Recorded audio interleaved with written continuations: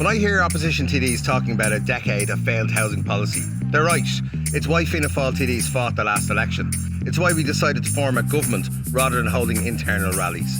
So over the last 10 months, what have we achieved in housing? Well, we've continued to fund the development and building of social homes for those people on the waiting list. We also know lots of people don't qualify for the council waiting list, and so we've looked at solutions for them too. We're going to ensure that people can affordably purchase homes on public land below the cost of providing them. We're going to make sure that people who want to rent can do so on public sites with controlled rents for their entire life securely.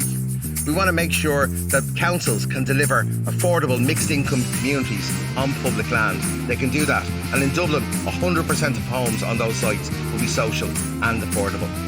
We also want to make sure that developers contribute too, and we've doubled the obligation from them from 10% to 20% on their sites. And we've ring-fenced that 50% of new developments will be owner-occupied. All of this will take time to deliver, so we've also introduced a short-term financial scheme called the Shared Equity Scheme. All of this is about putting in place the legislation. In the summer, we'll put our money where our mouth is by announcing the funding. And we want to make sure that we deliver a housing plan, not just for one section of society, but housing for all.